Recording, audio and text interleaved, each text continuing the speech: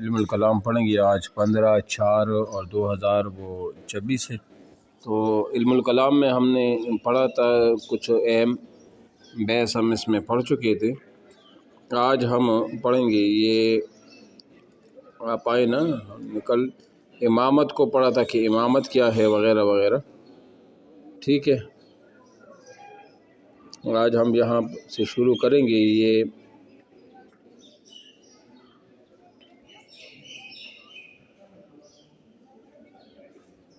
ٹھیک ہے۔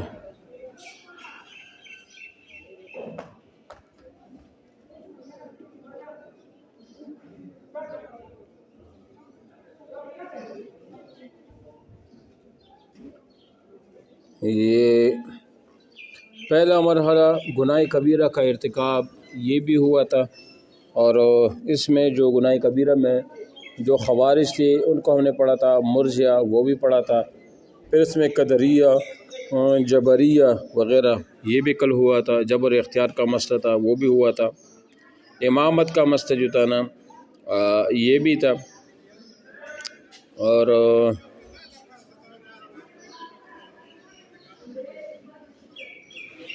اچھا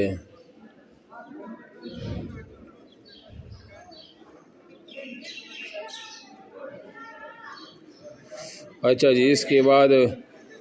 یہ جو دوسرا مرحلہ ہے نا یہاں سے پڑھیں گے۔ دوسرا مرحلہ تدوین اور مختلف فرقوں کے ظہور کا ہے۔ بعض فرقے جن کا ذکر اوپر آیا ہے اگرچہ ان مسائل کی بنیاد پر وجود میں آئے تھے جو قرن اول میں پیدا ہوئے، لیکن ان کی باضابطہ شکل اور ایک فرقہ کی حیثیت سے ان کی پہچان اسی دور میں قائم ہوئی۔ ان دور کی سب سے بڑی خصوصیت یہی ہے کہ یہ مختلف کلامی فرقوں کے منظم ہونے کا عہد ہے۔ جو اعتقادی فرقے اس دور میں پیدا ہوئے ان کی تعداد تو بہت زیادہ ہے، لیکن ان میں سے بعض اہم فرقے جو اب تک موجود ہیں یا جو ایک زمانے تک عالم اسلام کی فضا پر چھائے رہے، یہاں ان کا تذکرہ جو ہے نا وہ کیا جاتا ہے۔ سمجھ آ رہی ہے نا؟ یعنی جو اعتقادی اختلافات عقیدے کی بنیاد پر جس کا تعلق علم کلام سے ہے، جو فرقے ابھی تک یا مطلب کسی وقت تک ان کا وجود قائم تھا، اس کو آج وہ ڈسکس وہ کر لیتے ہیں، ٹھیک ہے۔ تو یہ بنیادی طور پر یہ کلامی فرقے دو قسم کے ہیں۔ ایک وہ جو زیادہ سے زیادہ نصوص کے الفاظ کے مطابق عقائد کی تشریح کرتے اور اس کے ایسی تعبیر سے بچنے کی کوشش کرتے ہیں جس کی وجہ سے لفظ کے متبادر معنی کو چھوڑنا پڑے اور اس کو استعارہ اور کنایہ مان کر غیر متبادر معنی متعین کرنا وہ پڑے۔ اگرچہ ظاہری معنی پر اکتفا کرنا بظاہر ایک اچھی بات معلوم ہوتی ہے، لیکن اس میں غلو انسان کو اس حد تک لے جا سکتا ہے کہ اللہ تعالیٰ کے لیے جسم ماننا پڑے اور خالق کو مخلوق کے مشابہ قرار دیا جائے۔ اسی اصول کو اعتدال یا غلو کے ساتھ استعمال کی وجہ سے 5 فرقے وہ وجود میں وہ آ جاتے ہیں، ٹھیک ہے۔ اب وہ 5 فرقے وہ کون کون سے ہیں؟ اس میں ایک حشویہ وہ فرقہ ہے، ظاہریہ وہ بھی ہے، اور اس طرح حنابلہ وہ بھی ہے، اور اس طرح اشاعرہ بھی ہے، اور اس طرح ماتوریدیہ بھی ہے، ٹھیک ہے نا۔ اب حشویہ کو حشویہ کیوں کہتے ہیں، اس فرقے کے بنیادی عقائد وہ کیا تھے، یہ سب آپ کو وہ بتا رہے ہیں، ٹھیک ہے۔ تو حشوہ کے معنی کسی چیز کو داخل کرنے کے ہیں۔ کہا جاتا ہے کہ یہ گروہ حدیث میں بہت سی ایسی باتوں کو داخل کر دیتا تھا جس کی کوئی اصل نہیں، اس لیے لوگ ان کو حشویہ کہنے لگے۔ ان کے منہج فکر میں 2 باتیں بنیادی اہمیت کے وہ حامل تھے۔ دیکھو، اول اعتقادات کو جاننے کے لیے صرف نصوص پر اکتفا کرنے کے قائل تھے۔ ان کے نزدیک عقل اور عقلی دلیلوں کا اس میں کوئی دخل نہیں ہے۔ یہ کہتے ہیں کہ اعتقادات یعنی جس کا تعلق عقیدے سے ہو، تو یہ کہتے ہیں کہ اعتقادات کو جاننے کے لیے، عقائد کے جو مسئلے ہیں ان کو جاننے کے لیے صرف اور صرف نصوص کا سہارا وہ لیتے تھے، اور عقل کو بالکل عقل اور عقلی دلیلوں کو اس میں کوئی دخل وہ نہیں، ٹھیک ہے۔ دوسری، وہ نصوص کو بالکل اس کی لفظی معنی اور نظر آنے والی شکل میں قبول کرتے ہیں۔ جیسے اللہ تعالیٰ کے لیے ہاتھ، پاؤں یا چہرے کا ذکر آیا ہے تو وہ اللہ تعالیٰ کے لیے اعضاء کے مادی وجود کو مانتے تھے، گویا ان کا عقیدہ تجسیم اور تشبیہ تک پہنچ جاتا ہے۔ یعنی مثال کے طور پر جو نصوص ان پرانی آیات یا جو حدیث میں ظاہری الفاظ وہ اس طرح استعمال ہوئے تھے کہ جس میں اللہ تعالیٰ کے لیے ہاتھ، اللہ تعالیٰ کے لیے چہرہ، اللہ تعالیٰ کے لیے پاؤں وغیرہ جسم کا کوئی لفظ اس طرح استعمال ہوا ہو تو وہ ان کو حقیقی معنی میں اسی طرح وہ استعمال کرتے ہیں اور وہی معنی وہ لے لیتے ہیں، لہذا اس وجہ سے وہ اللہ تعالیٰ کے لیے جسم وہ ثابت ہے وہ کرتے ہیں، ٹھیک ہے۔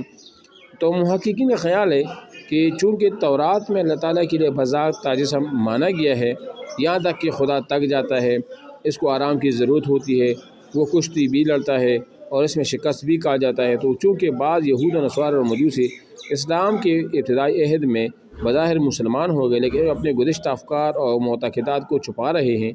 انہی کی ذریعے فکر مسلمانوں میں پھیلی اور اسی سے یہ مکتب فکر وجود میں آیا، تاہم یہ کبھی بھی اب ایک منظم فرقہ کی صورت میں نہیں رہا جس کے کچھ متعین پیشوا ہوں اور نقطۂ نظر پر کتابیں ہو، بظاہر اب یہ تاریخ کا حصہ وہ بن چکا ہے، ٹھیک ہے۔ تو اس کو حشویہ وہ کہا جاتا ہے۔ اب سمجھ آئے گی ہم ظاہریہ، یہ ایک دوسرا اعتقادی ایک فرقہ تھا۔ اس کلامی مکتب فکر کی بانی علامہ داؤد ابن علی جو کہ 202 ہجری میں پیدا ہوئے ہیں، جو بڑے فقیہ تھے، اور اس کی بھرپور ترجمانی ممتاز محدث علامہ ابن حزم الاندلسی، ایک بہت مشہور نام ہے، وہ اس نے اس کی یعنی کہ ترجمانی بھی کی ہے۔ ظاہریہ یا اصحاب ظواہر کے بارے میں کہا جاتا ہے کہ یہ قیاس کو دلیل شرعی نہیں کرتے، یعنی بہر صورت نص کے ظاہری مفہوم ہی پر اکتفا کرتے ہیں، اس لیے یہ حنابلہ سے بڑھ کر نصوص کے معنی میں تعویل کے مخالف ہے۔ مثلا وہ اللہ تعالیٰ کے لیے اسماء حسنہ کو ثابت کرتے ہیں، لیکن چونکہ قرآن کریم و حدیث میں صفات کے الفاظ استعمال نہیں کی گئی،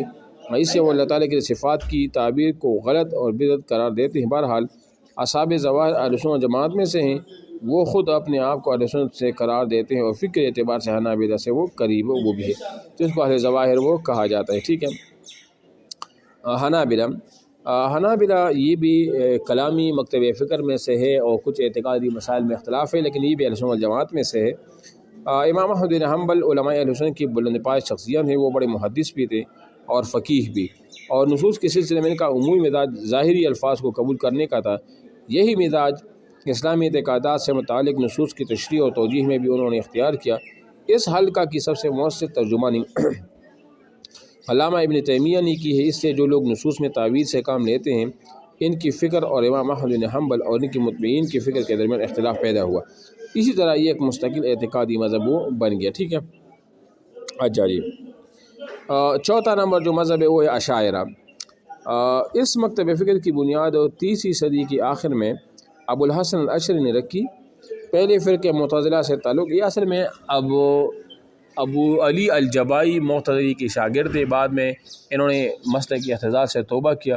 اور اشاعرہ مکتب فکر کے انہوں نے جو ہے نا وہ بنیاد رکھی۔ اصل میں یہ بھی اہل سنت والجماعت میں سے ہیں، لیکن بعد میں اس سے الگ ہو گئی اور اہل سنت والجماعت میں علم کلام کا ایک مستقل مکتب فکر ان کے ذریعے وجود میں آیا، ٹھیک ہے۔ مذہب اشعری اپنی ابتدائی دور ہی سے اہل سنت والجماعت کا مقبول ترین مذہب رہا ہے، اس میں بڑے بڑے فقہا اور محدثین پیدا ہوئے ہیں، اور یہ ایک حقیقت ہے کہ اشعری اور ماتوریدی مکتب فکر اہل سنت والجماعت کے غالب ترین حصہ کا احاطہ وہ کرتا ہے۔ لیکن یہ آپ کو بتا دو، یہ جو حنابلہ ہیں یا جو اشاعرہ کا مستقل جو ان کی ڈیٹیل ہے وہ نیچے وہ آ رہا ہے، یہ تو ہم صرف سرسری وہ ابھی پڑھ رہے ہیں نا کہ اعتقادی مسائل میں جو اختلافات تھے وہ کتنے گروہ میں، تو وہ 5 میں تقسیم تھے، حشویہ، ظاہریہ، حنابلہ، اشاعرہ، اور 5ویں نمبر پر یہ آ جاتا ہے بھائی ماتوریدیہ۔ اس مکتب فکر کے مؤسس یعنی بانی امام ابو منصور ماتوریدی ہیں، جو کہ 333 ہجری میں فوت ہو گئے ہیں، اور خود امام ماتوریدی فقہی اور اعتقادی مسائل میں امام ابو حنیفہ کے متبع تھے، یعنی اس کے متبع تھے، مطلب اس کے تابع تھے، ان کے وہ یعنی کہ تقلید کرتے تھے۔ اچھا جی، اس لیے فطری طور پر احناف کی یہاں اس مذہب کو خصوصی مقبولیت حاصل ہوئی۔ ترکی، افغانستان سے لے کر پورا برصغیر جہاں مسلمانوں کی سب سے بڑی آبادی واقع ہے میں زیادہ تر اسی مسلک کی پیروی کرنے والے مسلمان ہیں۔ اشاعرہ اور ماتوریدیہ کے درمیان بہت کم مسائل میں اختلاف رائے پایا جاتا ہے،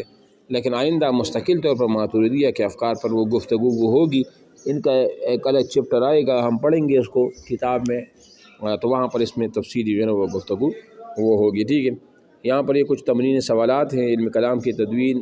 ارتقاء کتنے جو 5 مراحل تھے نا وہ کیسے ہو گئی تھی، گناہ کبیرہ کے سلسلے میں خوارج، مرجع اور کا کیا نقطہ نظر ہے،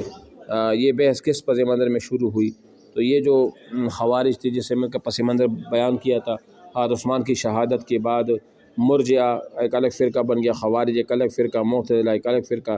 اور اس طرح اہل سنت والجماعت ان کی بنیادی افکار ہیں وہ بن گئے، وہ میں نے آپ سے تفصیل سے شیئر کیا تھا، ٹھیک ہے۔ تیسرے نمبر پر ہے جبر و اختیار کے سلسلے میں اہل سنت والجماعت کا کیا نقطہ نظر ہے، اور یہ قدریہ اور جبریہ کیا کہتے ہیں۔ جبر اختیار کے سلسلے میں یہ بھی میں نے آپ کو بتا تھا کہ جبر سے وہ جبریہ کہتے ہیں کہ انسان کیا ہے، وہ